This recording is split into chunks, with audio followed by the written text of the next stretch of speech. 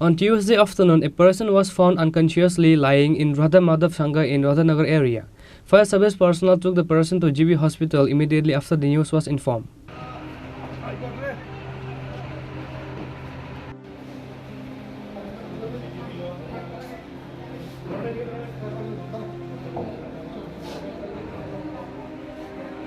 Many injuries marks were found in the body of this person. The fire service personnel assumes the person may be hit by the vehicle.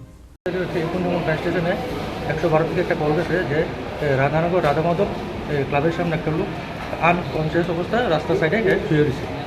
তো আমরা গেলাম, যাওয়ার পরে দেখলাম যে হঠিকই একটা দুজনের পাশে শুয়ে রয়েছে। তারপরে পাবলিক হেরে জল করে দিচ্ছে, জল করে আমরা শুয়ে অবস্থায় হেরে ওইখান থেকে রেস্কিউ করে রেফারেল হসপিটালে নিয়েছি। প্রাথমিকভাবে জানতে পারছি না কীভাবে হয়েছে কি না, এরকম কিছু শরীরে কোনো আঘাতের চিহ্ন? মাথাতে একটু আঘাত।